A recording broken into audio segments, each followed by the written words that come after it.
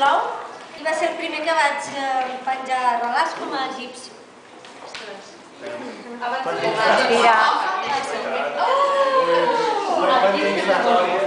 El 2006.